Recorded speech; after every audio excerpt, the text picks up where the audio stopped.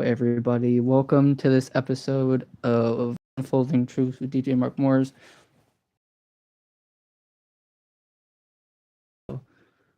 That's good. So, in this podcast episode, I'll be talking about how Jesus changes everything living transformed in a modern world. So welcome on in. If you are new here, make sure to like and subscribe. Without further ado, um, welcome everyone, wherever you are right now, whether you're driving, lying in bed, sitting alone, or listening with others. I want you to take a deep breath with me. You didn't find this message by accident.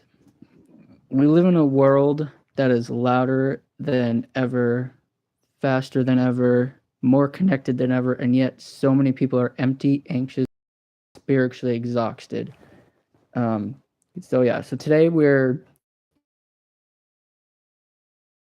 going to talk about how Jesus, a life right now in this world, in this generation, and I want to listen to this slowly. Let this sink in, because this is not just information, this is an invitation. So the first PowerPoint I have on the screen right now is how the world we live in and why we need Jesus is important. So the state of the world, let me honestly, why, when we have more technology, more entertainment, more knowledge, and more comfort than any, people more anxious, more oppressed, angry, or more confused than ever. We are connected to everything, yet disconnected from ourselves. We scroll endlessly, searching for meaning.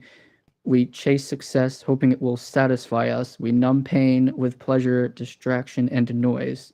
That is 100% true. I honestly struggle with that too. So I really need to get, more connected with Jesus than ever, because, I'm not really, connected with Jesus a whole lot, but I try. And, I go to church every Sunday and stuff. And if you aren't connected to a church, hope you get connected with a church in that form. So, anyways, back to what I was saying. And still something feels missing. Jesus said something powerful in Mark chapter 8, verse 38. What good is it for someone to gain the world yet forfeit their soul? The question still echoes today. What good is money if you have no peace? Money is a sensitive topic in the Christian industry to talk about. I really don't know why. But yeah, that'll be a whole other topic and everything, and how to be generous and stuff. I'll be going over a whole episode about that. But back to what I was saying. What good is popularity if you feel alone? Sometimes we feel alone and it's just terrible, because you're not alone. You have Jesus in your heart, And if you don't have Jesus in your heart, I'll go through the whole thing and I'll go share a whole nother thing. So yeah, we got this going, got it going. I'm glad we got this live stream going now. And I got scripts now, and I typed up stuff now, so we can get stuff going, and I can actually talk about something instead of just sitting here in the middle of a camera saying nothing. So, where was I? And what good is freedom if you are enslaved by fear, addiction, or guilt? The world keeps promising fulfillment, but it never delivers. That's a powerful thing. See, when I okay, that's TikTok. Thinking notifications keep popping up. I disabled messages and Messenger, so that way I can get this going and stuff. So, good morning, everyone. For 3 people who are here, just type in the chat or don't type in the chat. I will try to see your chat, but I probably won't see the chat. I'll look back on it later, and I'll get back to you on that. But yeah, what good is freedom if you are enslaved by fear and addiction or guilt? The world keeps promising fulfillment, but it never delivers. And then in segment 2, it says, here's the real problem is, here's the truth. Most people, the greatest problem in the world is not politics, it's not culture, it's not technology. The greatest problem is the human heart. And Jeremiah 17:9 says, the heart is deceitful above all things. We do not just live in a broken world, we live with broken hearts. That's why systems fail. That's why relationships collapse. And that's why history repeats itself. You can change laws, you can change education, you can change technology, but if the heart stays the same, the outcome stays the same. Yeah, so if you're accepting, so like if you accept Jesus into your heart, guys, and you don't believe it with your heart, then you didn't fully believe it. You just kind of just like did a whole thing and just kind of did it for fun, and you just didn't care. You just kind of just did it for whatever reason, you just didn't do it. You know what I mean? So when you accept Jesus into your heart, it is important that you mean it 100%. Because if you don't and you don't put in the effort 100%, your heart's going to feel the same sin that you're going to be keep doing. And it says right here, but do the same, and that's why we need to have more than motivation, information. And then in segment 3, Jesus steps into brokenness. This is where Jesus comes in. Jesus didn't come into the world during a peaceful time. He didn't arrive in wealth, power, or comfort. He was born into poverty. He was rejected. He was misunderstood. He was betrayed, and he was cultured. And John 1:14 says, "The world became flesh and dwelt among us." Jesus shouted from heaven. Yeah, he really didn't, guys. He understands grief. He understands temptation. He understands loneliness. He understands suffering. And that means whenever you're facing, he is not distant from it. So taking a moment right now, just pause. What part of your life feels broken? I can tell you right now, the part of me that feels broken right now is, let's see here. I'm trying to think what part of me feels broken. I don't know what part of me feels broken, but just there is a part of me that does feel broken. It could be your heart. My heart still does feel broken a little bit, but it's by people from dying a lot. A lot of people have been dying lately, and it's crazy how many people are been dying in this world right now, and yeah, it's crazy. And what do you hide from others? What do you wish you could fix? Jesus is not afraid of that place. And then in segment 2, we're going to talk about how Jesus changes the individual. A newly identity, the world tells you who you are. It says you are your job, you are your mistakes, you are your past, you are what people think of you. But Jesus says something radically different. 2 Corinthians 5:17 says, "If anyone is in Christ, he is a new creation, not improved, not cleaned up, new." You are not your worst moment. You are not your addiction. You are not your trauma. You are not your shame. That is very important, guys. So when you want to go back and sin, just make sure, okay, I already talked about that. Never mind. Anyways, retracing thoughts. You are not in your worst moment. You are not your addiction. And when Jesus changes your life, he changes your identity. I have the notes right here if you want to screenshot anything, or just like take a picture and screenshot stuff, so that way you can go back to it later on in this live stream, or go back to it whenever you need it. And that's why I have this video or live stream going on right now, so that way we can do it. But type in the chat, how's my mic? Is it going okay? Is the live stream okay? Let's see here. Oh shoot. Actually just disabled that messages. My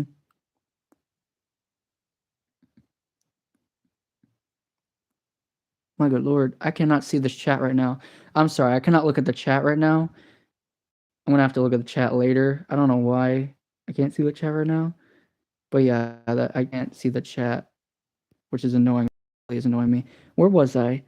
You stopped okay. Yeah, you are not your trauma, you're not your shame, but when Jesus changes your life, you change your identity. You stop thriving for worth and start living from it. And then in segment 5, we'll start talking about heart transformation. Religion focuses on behavior.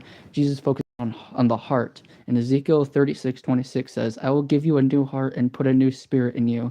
That's why willpower alone doesn't work. That's why with self-help eventually fails. You don't need more rules. You need a renewed heart. It is important, guys, you renew your heart with Jesus, because if you don't renew your heart, and that's why you probably accept Jesus into your heart, because Jesus will change your heart completely, and he will take whatever's broken and fix it. He will fix your heart completely, And I know when I accepted Jesus in my heart, I definitely felt like my heart was better, and I let go of all the bitterness and stuff. And yeah, Jesus just completely transformed me and stuff. And I'm a new person than I am now. I will say I do struggle with some stuff still. I will talk about that in another podcast episode. But today we were talking about how Jesus changes everything in a modern world today, because this modern world is really bad. It's getting really, really bad. Where was I? I was ask yourself honestly, why do the same struggles keep repeating? Return. Jesus doesn't just forgive sin; he breaks its power. And segment 6, we were talking about peace and anxiety. And it says, Jesus said in John 14:27, peace I leave you with my peace. I give you the world's peace, depends on circumstances. Jesus' peace depends on promised presence. That's why Jesus could sleep in a storm, because peace isn't the absence of trouble, it's the presence of trust. If you are anxious right now, take a deep breath. You are not alone. God is not overwhelmed by what overwhelms you. So there's a big deep thing, and let me just tug on that thought right now. There's a big thing going on that is talking about that right now. Yeah. So uh, if you're overwhelmed right now, I just want you to and just have this focus on that, and we keep going forward with the message today, and will be going on. So in this podcast episode, so Jesus changes relationships and culture, redefining love. The world's love is conditional. Jesus' love is sacrificial. And Matthew 22 says, "Love the Lord your God and love your neighbor as yourself." I still struggle with that, everyone. I still have a long time struggling with that. I struggle with that a whole bunch of times. I struggle with loving my neighbor. If you have enemies, you love your enemies, of course, too, because your enemies your enemies, but you got to love your enemies and you got to love your friends, because that's what Jesus did. It may sound harsh, but you got to. And I'm being harsh right now because, I don't know. I just want to be harsh with y'all, because like being harsh means I'm going to drive more power, and Jesus has that kind of power. I did this because I want everyone to know Jesus. I don't want anyone going to hell, because hell is a real place and it is really bad. And I don't want anyone going to hell. And a lot of people will come back to me and they'll be like, "Oh, but hell is a fake place. Jesus is fake. Jesus is not fake. He's real." So yeah. Anyway, back to the message. It says, Jesus loved people who rejected him and forgave people who hurt him. Served, deserve it. And when Jesus changes your life, he changes how you love. You stop loving to get something. You start loving because you've been loved. Yes. You start loving because you've been loved. So when I started following Jesus, I felt more loved in my relationship with God, and I felt more loved because I had the love of Jesus in my heart. And what I wanted, was, Jesus is not something that you. All right, never mind. Anyway, back to what I was saying. Okay, now I can see I can barely see this live chat. This live chat is very fading, and I can't see anything from this live chat. But welcome, men. We're just halfway through this little message, Sashaj. We have a lot of stuff today that we're going through. Probably made it more because I read really fast, Anyway, where was I? Oh, the power of forgiveness. Forgiveness is not weakness; it is freedom. Them. He broke the cycle of hatred, and unforgiveness keeps wounds open. Forgiveness lets healing begin. Who do you need to forgive? I know I need to forgive some of my friends. I need to forgive some of my enemies, because, you got to forgive people, because that's what Jesus did. Jesus forgave and Jesus loved. And if you don't forgive your enemies, you're going to turn bitter. Because I know I was bitter when I didn't forgive my friends and I didn't forgive anyone. I turned bitter, turned into this person I did not want to be.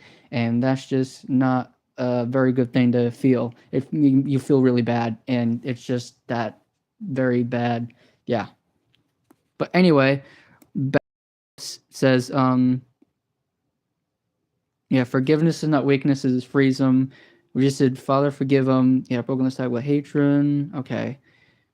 But your own freedom. Jesus versus culture. Okay.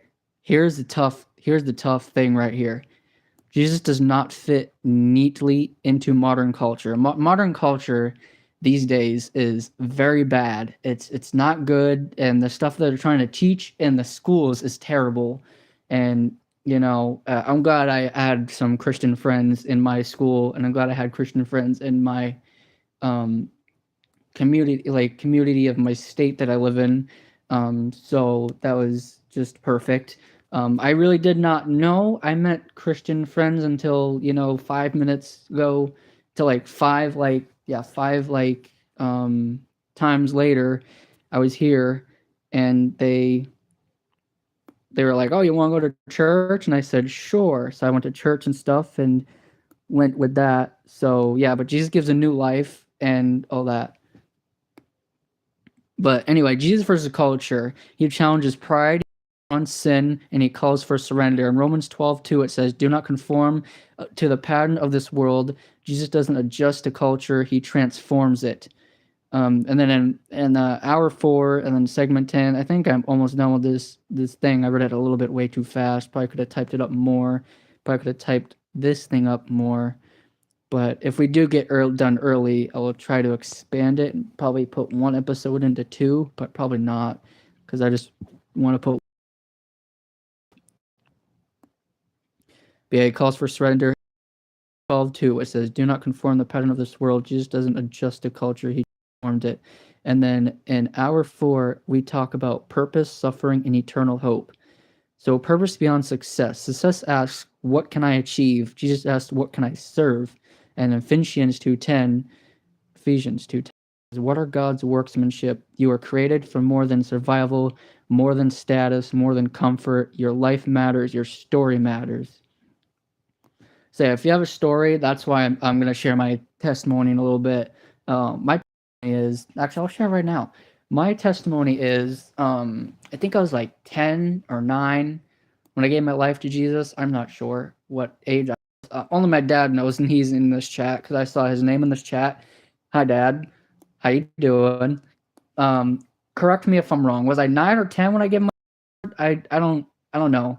I forgot what age I was. But anyways, I didn't really start like believing in Jesus until like I was like 16 or so.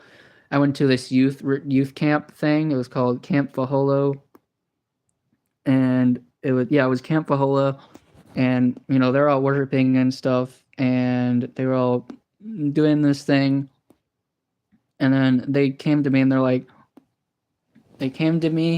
and I just felt loved there and stuff. And anyway, let's go back to this. I'm not gonna tell my testimony right now because I just want to get through this.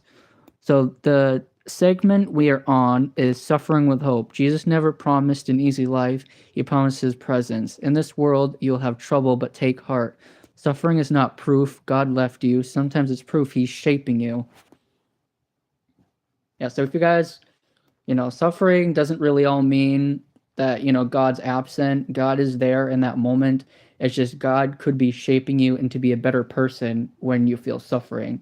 Feeling suffering is not a bad thing. It is a good thing sometimes, because God is shaping you into a different person and into a better person.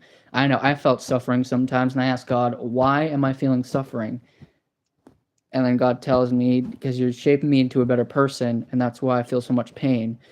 This world is temporary. This world is not. It's not. We don't live in this world forever, because this world belongs to Satan and Satan himself and the devil himself. And if you think that the devil, this world belongs to us, it doesn't, because we have a higher power, and we were all going to go to heaven someday. So yeah. So that's what that will be going through. But anyway. Perspective. And then Revelation 21:4 says, "He will wipe every tear from their eyes, and the world is temporary, the pain is temporary, Jesus is eternal." And yeah, he just been eternal. So that's been amazing. And we're at the end of this probably should write up a longer script so that way it can be longer than this. But it's about 30 minutes, about 21 minutes long now. But I will try to expand it more, try to talk about it more. So that's about it. That's about what I'm going on right now. That's basically what this episode was about, is how Jesus is how Jesus is living how we live in a transformed world, modern world, and how Jesus changes it, and how we can be a better person, how Jesus can change it. So, because we can change it if we have the power to, and we can change it if we want to. The thing is, I feel like believe in Jesus, but they don't technically, the people believe in Jesus, but they don't show it. And if you don't show that you believe in Jesus, how the heck are people going to know if you're a Christian, If you don't know you're a Christian, and if you tell people, and I believe in Jesus, and then go off and swear, drop 5 F-bombs, I struggle with, by the way. I do the same thing, and I shouldn't do that same thing, but sometimes I slip, but it's okay, because if you go back to Jesus and say, hey, I'm sorry, and forgive me, Lord, and stuff. So, yeah. So final closing thing and all that. But yeah. Anyways, yeah. So that's that. That is that. That's that. And then the final call to response. If you've been listening and you feel something stirring, that's not coincidence. Jesus is inviting you not to religion, to a relationship. If you're ready, pray this with me. Jesus, I need you. I surrender my life to you. Forgive me, change me, lead me. I trust you. Amen. And then the closing for this episode, which I'm not done with this episode, but technically I can be done with this episode because I ran out of stuff to talk about in this segment, in this episode. But the closing will be, Jesus doesn't change lives, he gives new life. Thank you for staying, and thank you for listening, and remember, you are loved and you are seen, and your life can be transformed. So yeah, your life will be transformed. And yeah, usually I thought I put like an opening prayer in here, but I guess I didn't put an opening prayer in here. But all the other ones will have an opening prayer, and all the other ones will be a lot longer than this. But for right now, I think 23 minutes is a good time. It's a good time frame for right now. Time frame for this. So I guess I'll end the live stream right here. Don't forget, I'll be doing another podcast episode tomorrow or Friday or Thursday. I think I'll do another one on Friday. Probably Friday, so I can do another one on Friday. But we'll see you guys again that time. Don't forget, Jesus loves you, I love you, and see you guys in the next one. See y'all later.